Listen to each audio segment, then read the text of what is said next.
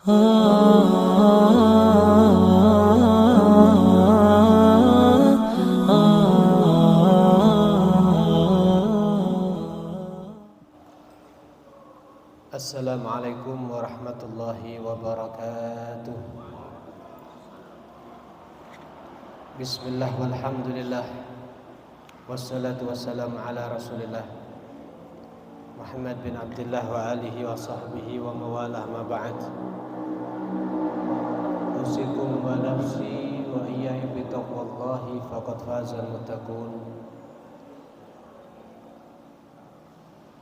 Senantiasa kami mewasiatkan kepada diri kami sendiri atau kepada antum semuanya,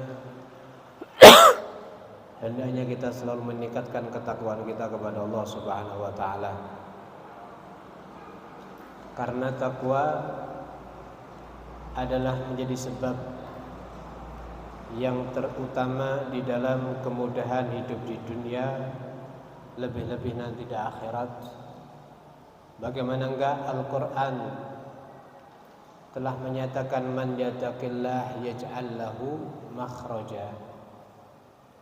Man, siapa orangnya yattaqillaha, senantiasa dia takut kepada Allah, yaj'al, Allah akan menjadikan lahu kepada man makhrajan, jalan keluar. Kita tahu hidup di dunia tidak pernah yang tidak ada punya masalah, karena memang hidup di dunia tempatnya masalah. Allazi khalaqal mauta wal hayata liyabluwakum ayyukum ahsanu amala. Allah adalah zat yang menciptakan kepada kita mati dan hidup. Dulu sebelum di dunia ini kita nggak ada, sekarang ada, antar lagi nggak ada lagi. Allah jadikan mati atau hidup. Apa kata Allah? Liyabluwakum, supaya Allah mau menguji kepada kita. Ujian ini adalah saringan kalau dalam bahasa orang. Disaring mana yang istiqamah, mana yang benar-benar mencari ridhaku, mana orang yang puas atas pahala daripada aku Allah. Ya, liyabluwakum ayyukum ahsanu amala. Allah menguji hidup di dunia untuk melihat ayyukum, mana di antara kalian ahsan, yang terbaik amalan di dalam perbuatannya.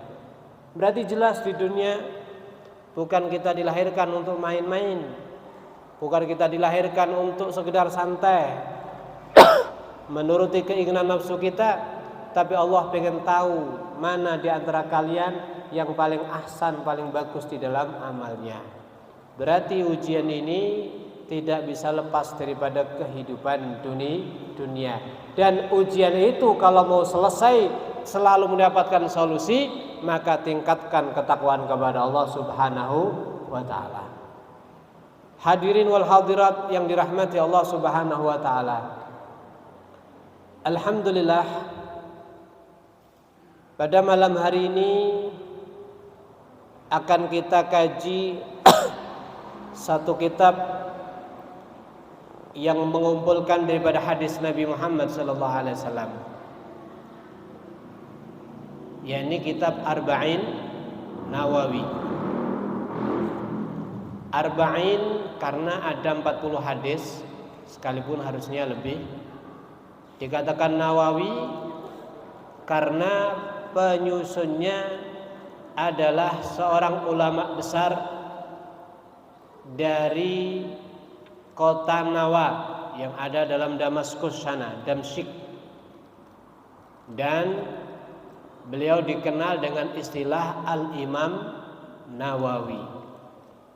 Seorang ulama, pakar hadis, pakar ilmu fikih, pakar daripada berbagai fan ilmu, di usia yang kurang dari 50 tahun beliau mampu berkarya dengan sebuah karya yang hingga saat ini masih dibaca.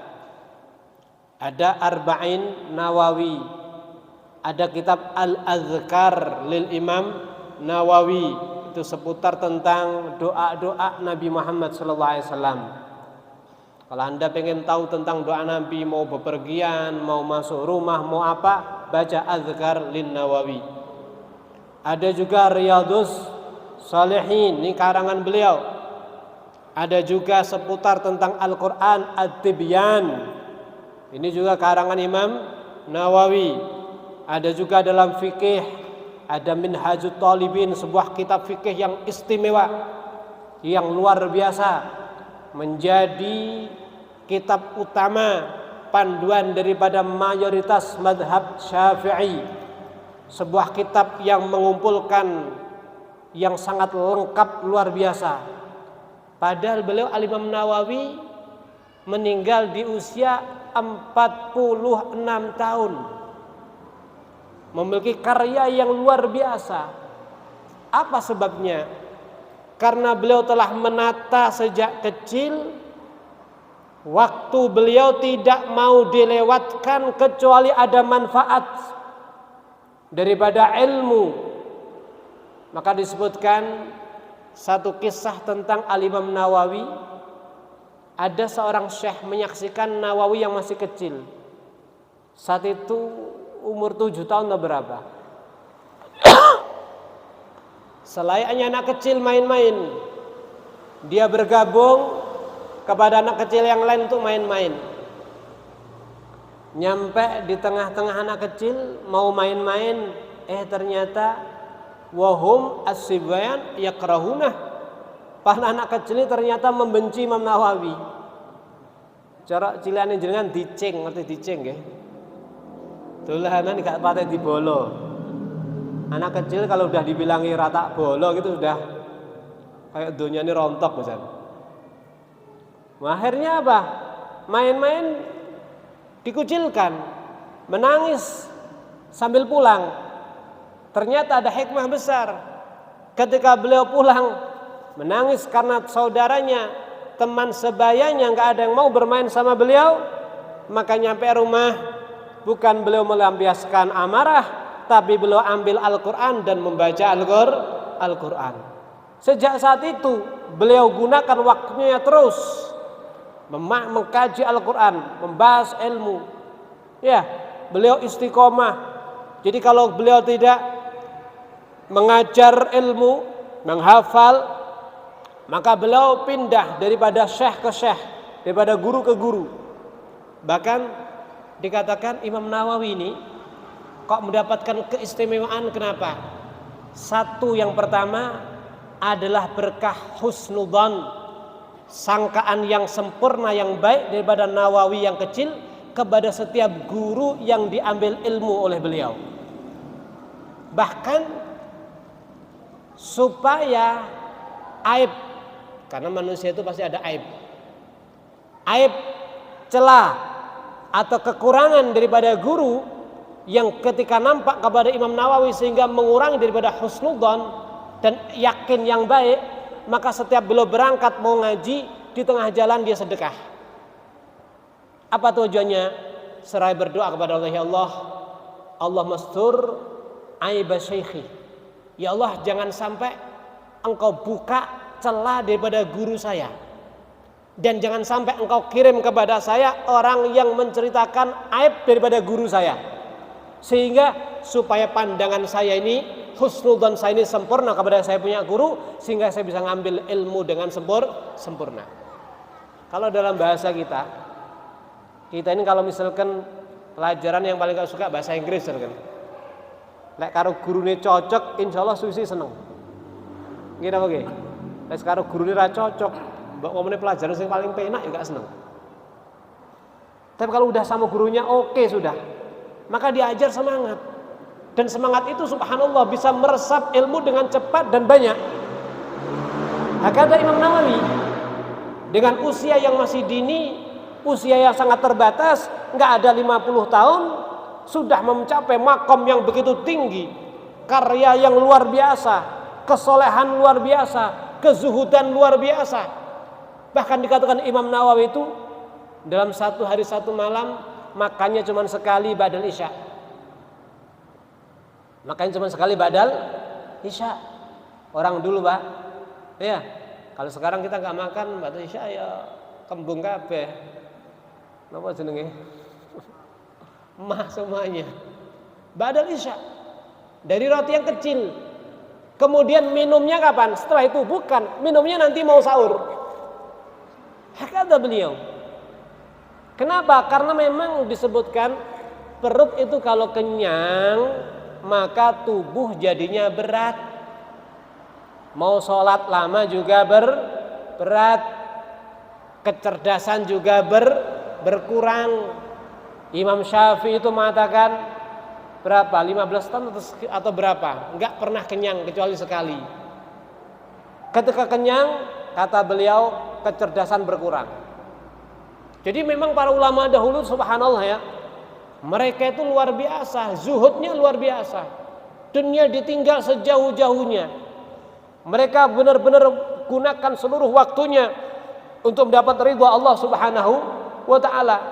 Bahkan dikatakan ketika beliau masa belajar, dalam waktu 2 tahun beliau tidak pernah tidur terlentang.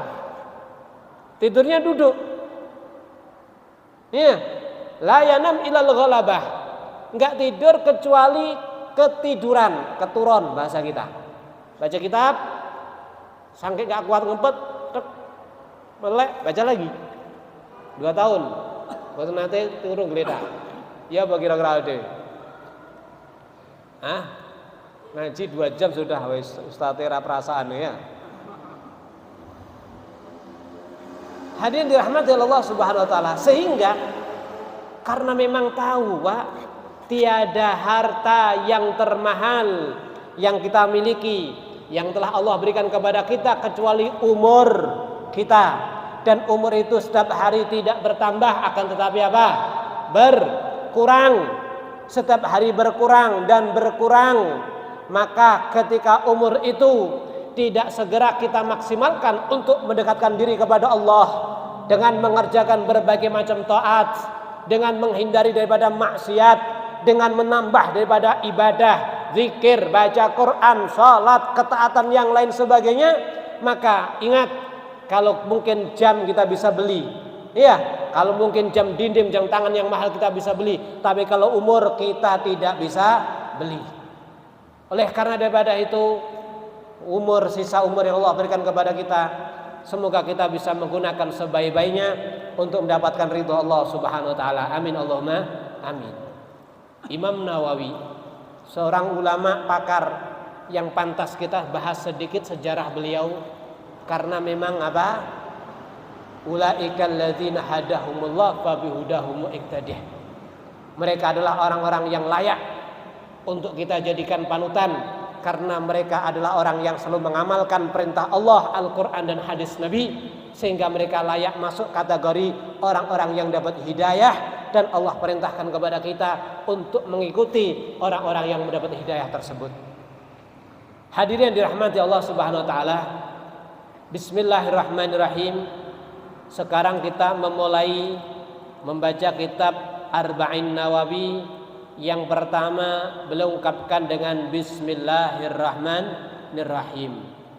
Sudah menjadi satu hal yang biasa, kullu amrin dibal la yubda fi bi bismillah fa huwa aqta.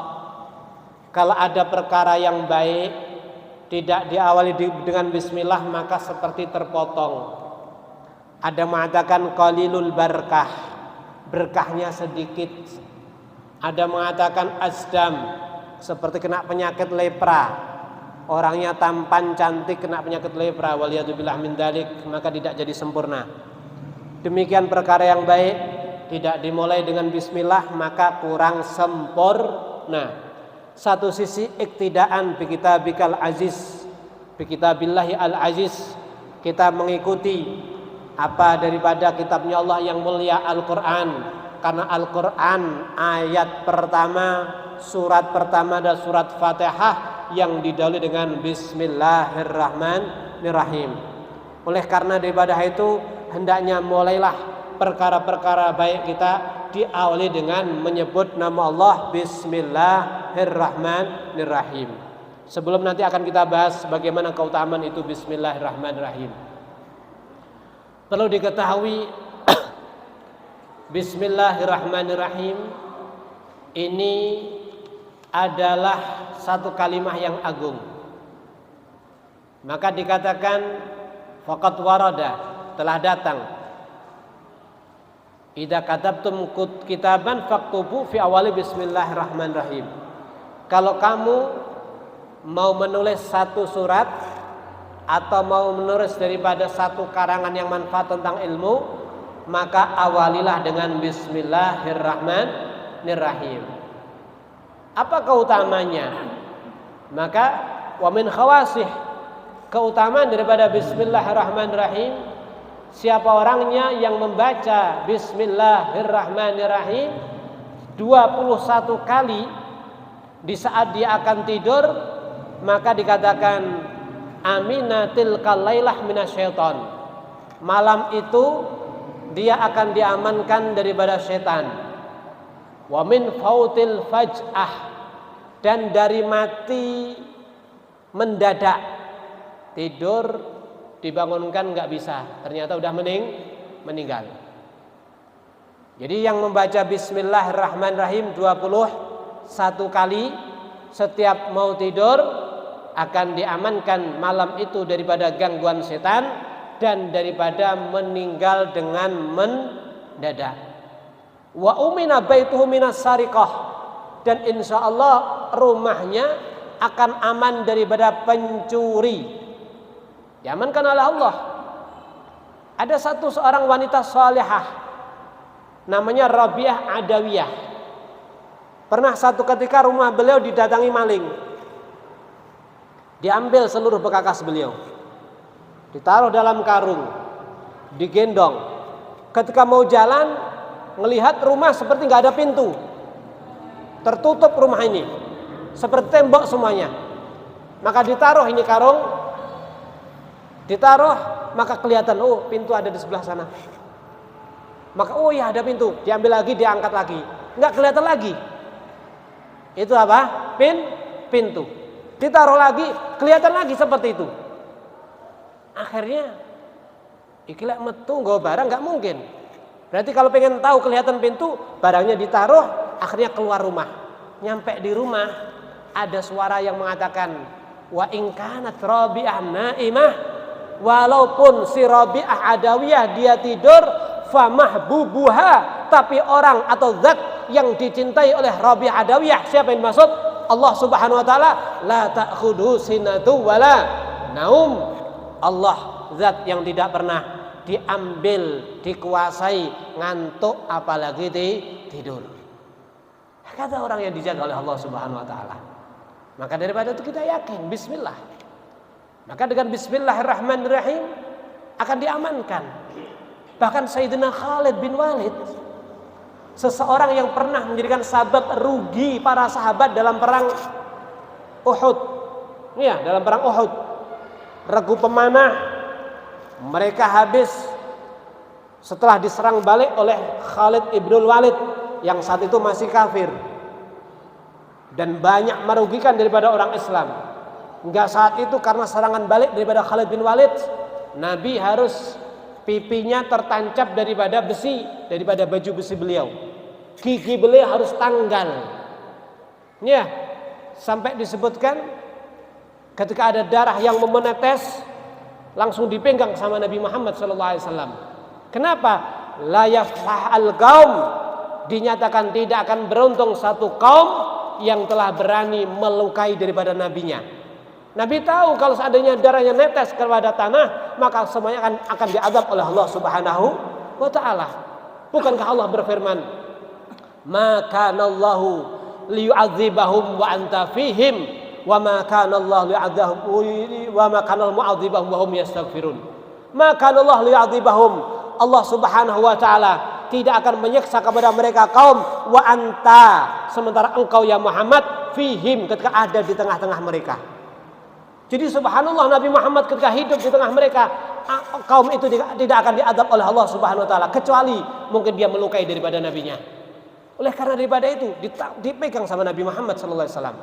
Dan ini asbabnya adalah Sayyidina Khalid ibnul Walid yang saat itu masih kafir.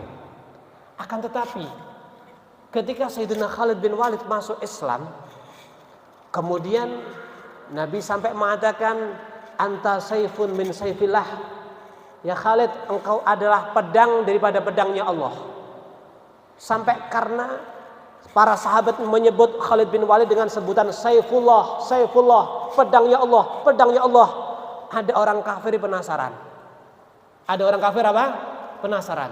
Ketika mau terjadi perang yang hebat antara Islam sama kafir, orang Romawi, maka salah satu mereka berdiri, maju ke depan, mereka bertanya kepada Khalid, ya Khalid, saya tanya, apakah Tuhan kalian Allah telah mengirim senjata daripada langit? Apa jawabnya? Tidak ada senjata dari langit. Kenapa Anda dipanggil Saifullah? Anda kok dipanggil apa? Pedangnya Allah. Dan ketika Anda perang membawa pedang itu, pedang Anda tidak pernah bisa dikalahkan. Setiap lawan yang menghadapi Anda habis semuanya. Apakah benar itu pedang daripada Allah? Maka dikatakan tidak. Kok bisa Anda dikenal dengan Saifullah? Jawaban Sayyidina Khalid ibn Walid, maka kata beliau, tahukah kamu satu nikmat kepada kami, di mana Allah kirimkan kepada kami seorang nabi daripada bangsa kami, daripada manusia, ya, rasulun min anfusikum, daripada golongan kita manusia, terutama daripada Arab, daripada Bani Hashim, daripada Bani Muttalib. Dan saat beliau diutus, saya termasuk orang yang menentang, saya orang yang memerangi, sampai Allah beri hidayah kepada saya, dan akhirnya saya bergabung menjadi orang Islam. Dan alhamdulillah kami telah mengambil banyak daripada hadis beliau, kami telah mengambil banyak daripada wahyu yang Allah turunkan kepada beliau. Kami dengar langsung, kami tahu perkara dan seterusnya. Kami iman, kami percaya, dan kami membela. Dan ketika kami awal masuk Islam, Nabi mengatakan kepada kami, anta saifun min saifillah, engkau adalah pedang daripada pedang Allah Subhanahu wa ta'ala. Kemudian orang itu bertanya, apakah saya kalau mau masuk Islam seperti kamu, apakah bisa seperti kamu? Katanya, kalau saya, kata Khalid, masuk Islam, saya ketemu Nabi, saya tahu turun wahyu, saya tahu munculnya hadis daripada mulut yang suci daripada Nabi Muhammad SAW, ya, maka saya pantas, iman saya kuat. Akan tetapi kamu yang belum pernah melihat Nabi, kok kamu bisa iman? Maka amal kamu lebih afdal daripada kami. Paham di sini? Iman kamu lebih afdal daripada kami. Karena memang pernah Nabi mengatakan di saat Nabi duduk dengan para sahabat, wa ya syauqa li ahbabi. Nabi mengatakan, wa ya syauqa li ahbabi, betapa aku rindu kepada para pecintaku. Maka para sahabat mengatakan, alasna ahbabaka ya Rasulullah, bukankah kami yang ada di depan kamu ini adalah para pecintamu ya Rasulullah? Kenapa engkau ungkapkan rindu kami di depan Anda? Maka kata Nabi, ndak, bal antum ashabi, bukan, kamu bukan pecintaku, tapi kalian para sahabatku. Lantas siapa yang kau rindu ya Rasulullah, yang engkau maksud daripada pecintamu? Maka Nabi mengatakan, ahbabi qaumun ya'tuna min ba'dikum yu'minuna bi walam yarawni. Para pecintaku yang saat ini aku ungkapkan rinduku kepadanya adalah satu kaum yang akan datang setelah kalian. Dia iman kepada aku seperti kalian, padahal mereka belum pernah melihat kepada aku. Allahumma shalli ala Muhammad. Jadi yang dimaksud kita ini, kita iman kepada Nabi, padahal kita nggak pernah melihat kepada Nabi Muhammad sallallahu alaihi wasallam. Semoga saja ya Allah iman kita adalah iman yang sempurna kepada Nabi Muhammad sallallahu alaihi wasallam. Amin Allahumma amin. Sayyidina Khalid, seorang yang baru masuk Islam, kemudian langsung dituangkan seluruh umurnya, tenaganya, nyawanya untuk membela Nabi Muhammad sallallahu alaihi wasallam. Maka ketika beliau masuk kepada salah satu tawanan orang-orang kafir, maka salah satu juru bicara mereka memanggil kepada Sayyidina Khalid, kamu pemimpin daripada orang Islam, ini ada apa? Kalau memang apa bukti kalau Islam agama kamu itu benar? Kata Sayyidina Khalid, apa yang kamu minta? Untuk sebagai bukti supaya kamu percaya dan kamu masuk Islam.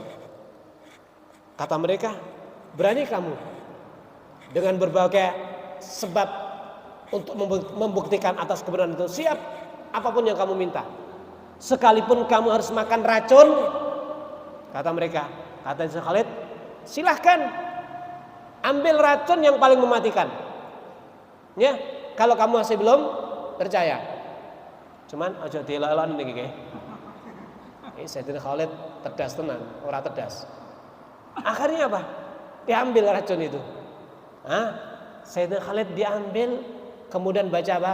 Bismillahirrahmanirrahim, diminum, tidak ada meninggal, tidak ada efek sama sekali. Langsung satu tahanan semuanya masuk Islam. Aja diterak niki. Kayak tedas dudu urusan kula. Urusannya kurang mantep. Ya, urusannya kadang-kadang bukan apa, tapi kurang apa? Kurang mantep. Harus yakin. Harus apa? Yakin. Sayyidina Umar baru masuk Islam, penduduk langit udah takbir. Karena Sayyidina Umar itu kalau udah Islam yakinnya kuat. Yakinnya tinggi. Daripada cahaya keyakinan itu dari hati, keyakinan dari hati bukan dari lisan. Paham? Kalau lisan bisa menipu, Pak. Oh, saya yakin Islam, yakin, tapi jerone. Sayyidina Umar hatinya yakin, iman kuat. Maka dari keyakinan memunculkan satu cahaya, yang cahaya itu bisa membakar daripada setan. Sehingga sampai Nabi mengatakan, "Ya Umar, masalaka Umar fajj illa salaka syaitanu fajjan akhar." Tidak menempuh kepada satu jalan Umar ibnul Khattab, kepada satu gang, kecuali setan akan pilih gang yang lain. Kenapa? Enggak berani berpapasan kepada Sayyidina Umar, takut kena ambekane, kena cahaya keimanan Sayyidina Umar bisa terbakar mereka. Jadi harus yakin. Kata Sayyidina Khalid, Bismillahirrahmanirrahim, gak tedas racun, Pak. Makanya walaupun awal niki napa nggih? Mangan nek njaba dan sebagainya baca apa? Bismillah. Tapi aja sampean darah tinggi nguntal sate 200 tusuk muni bismillah ya meledos kok mah. Jadi bismillah tapi ya ikuti aturan. Kadang-kadang pengen niati jamu. Di bismillahi. Ikuti aturan insyaallah. Hadirin dirahmati Allah Subhanahu wa taala. Bahkan disebutkan wa fil hadis, idza qala al-abdu bismillahirrahmanirrahim qalatil jannah labbaik wa sa'daik. Ketika ada seorang hamba dia mengucapkan bismillahirrahmanirrahim, maka surga akan menjawab labbaik. Iya, ada apa? Allahumma inna abdaka fulan qala bismillahirrahmanirrahim. Maka surga itu kemudian meminta kepada Allah, memohon kepada Allah, Allahumma ya Allah, inna abdaka fulan bin fulan, sesungguhnya hamba kamu yang bernama fulan bin fulan, dia telah mengucapkan bismillahirrahmanirrahim, Allahumma zihhu minan nar, ay ba'idhu anin nar. Ya Allah, jauhkanlah dia daripada neraka ya Allah. Itu permohonan surga. Allahumma wadkhilhu jannatak, dan masukkan dia kepada surgamu ya Allah. Jadi kita mengucapkan bismillahirrahmanirrahim, surga mendoakan kepada kita. Ya Allah, selamatkan dari neraka ya Allah. Masukkan kepada surga ya Allah. Ini karena apa? Ucapan bismillahirrahmanirrahim. Masya Allah, alhamdulillah. Kalau seandainya kita punya istri, punya keluarga, tidak memulai sesuatu kecuali apa? Bismillah. Istri kita, anak kita mau minumin daripada anaknya selalu baca apa? Bismillah. Maka akan jadinya berkah.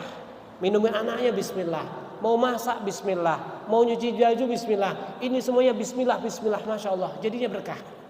Jadi bismillah ini, kalau kita berbicara tentang bismillah, ada bismillah itu wajib menurut sebagian ulama seperti Imam Syafi'i, wajib di saat dia sholat.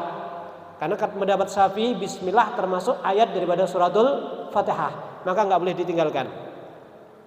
Kemudian bismillah secara umum hukumnya sunnah, kecuali untuk perkara yang haram, maka bismillah hukumnya jadi haram.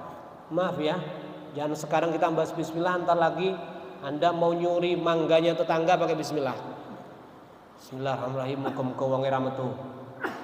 Niki duduk sunnah sama ngentai jenenge. Nggih napa nggih? Ngentai jalan dipentong napa mboten? Ini namanya ngentai ini. Nah, oleh karenanya jadi segala perkara yang baik maka mulailah dengan bismillah. Baik. Kemudian alhamdulillahirabbil alamin. Setelah mengucapkan bismillah, Al-Imam Nawawi mengungkapkan syukur kepada Allah dengan mengungkapkan alhamdulillahirabbil alamin. Segala puji Isya ini. Belum. Masih berapa menit?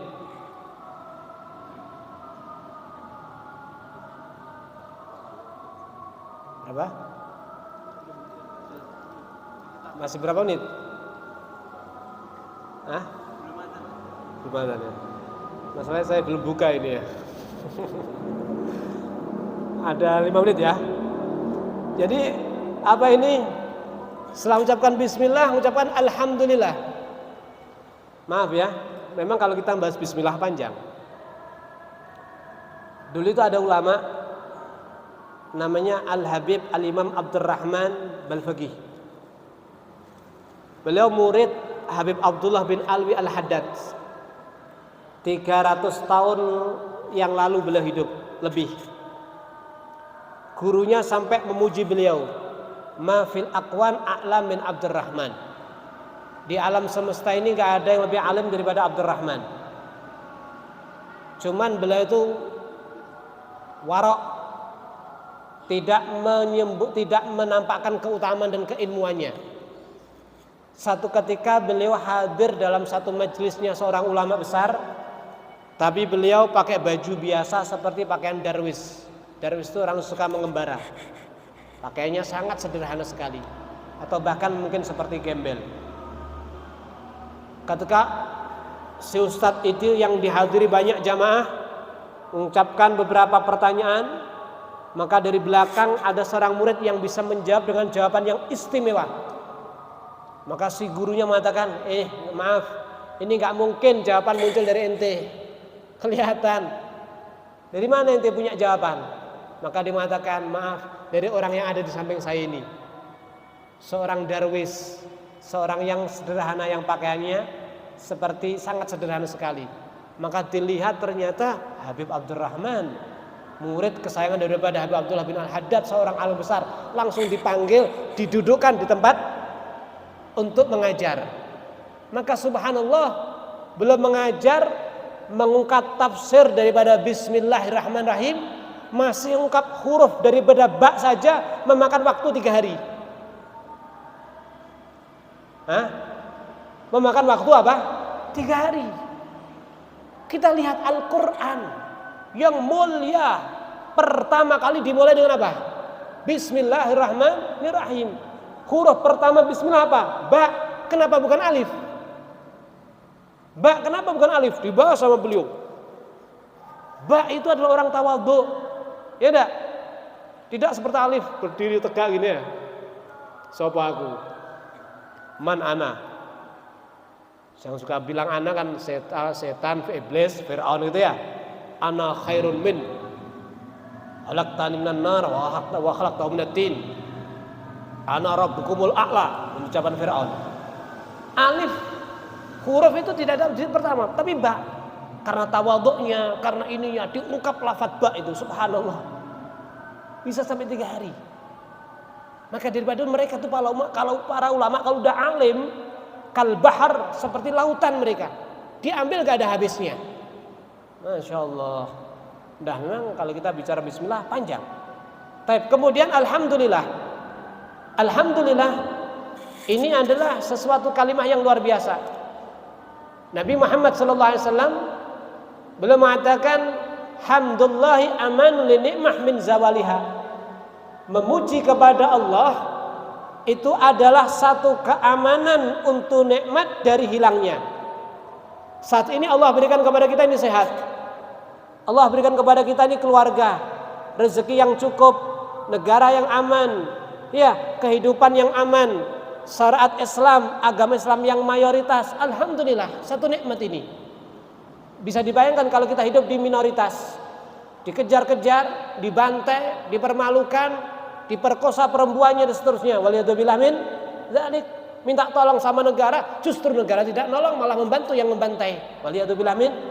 Alhamdulillah kita dapat nikmat. Kata beliau, kata Nabi, kalau kamu pengen nikmat itu terus ada pada diri kamu, maka ikat atau kunci. Apa pengikat dan penguncinya? Tidak lain adalah ucapan alhamdulillah. Berarti setiap saatnya perbanyak apa? Alhamdulillah. Supaya nikmat yang selama ini yang berada pada kita, keluarga kita, negara kita, daerah kita, mayoritas muslim menjalankan ibadah dengan bebas dan luar biasa nikmat ini, maka supaya tidak beralih, tidak diambil dan seterusnya, maka kunci dengan apa? Alhamdulillah. Bahkan dikatakan alhamdulillah itu kalau kita cek hurufnya ada 8. Alhamdulillah ada 8 itu hurufnya. Tahukah Anda? Surga itu pintunya juga ada 8.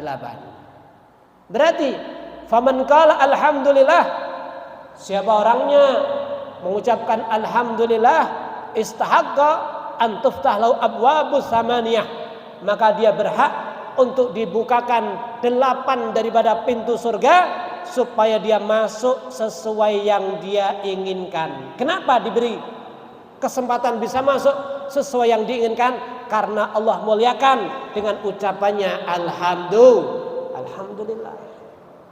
Jadi alhamdulillah kalimat yang besar. Ya, dapat rezeki alhamdulillah lambene jerone pegel alhamdulillah.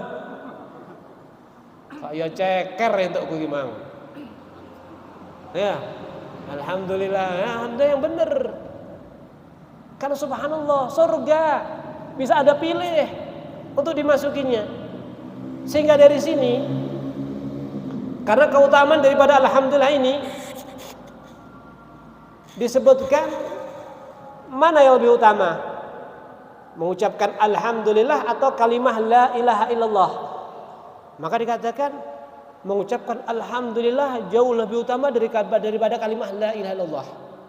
Kok bisa? Karena dalam satu hadis, siapa orangnya mengucapkan kalimah la ilaha illallah, Allah akan catat kepadanya 20 kebaikan. Dan Allah akan hapus kepadanya 20 dosa. Tapi yang mengucapkan alhamdulillah, Allah akan catat kepadanya 30 kebaikan dan Allah akan hapus kepadanya 30 dosa. Jadi alhamdulillah lebih utama daripada la ilaha illallah.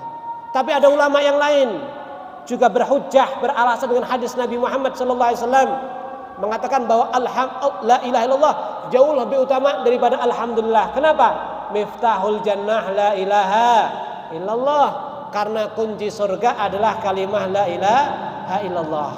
Dah yang jelas itu adalah kalimah yang utama dan satu nikmat di mana Allah berikan kepada kita ini untuk berzikir dengan berbagai macam. Ada alhamdulillah, ada subhanallah, ada Allahu akbar, ada la ilaha illallah. Ya, ada la haula wala quwata illa billah, ada masya Allah, ada macam-macam. Kenapa? Karena Allah tahu kita ini punya karakter apa? Bosanan. Gila oke? Walean. Ya, rawon enak, tapi telung sasi rawon munek-munek. Ya, aku luwung kulupan timbang rawon akhirnya. Ini kita punya watak bosanan. Bahkan subhanallah diungkap sama para ulama tentang zikir ya. Zikir itu tidak bedanya dengan buah. Kalau kita lihat buah jeruk lebih kepada vitamin C kan gitu ya. Kalau kita lihat buah semangka lebih kepada ini, kates kepada ini, apel kepada ini, anggur kepada ini, punya karakter yang beda-beda, rasa beda-beda, dan subhanallah vitaminnya beda-beda. Sampai misalnya pas seneng kates, nek Saudi golek kates misalnya, hatta di Eropa nyarinya kates. Jangan. Demikian setelah Anda misalkan suka dzikir la ilallah, jangan cuma la ilallah saja. Ambil yang lain.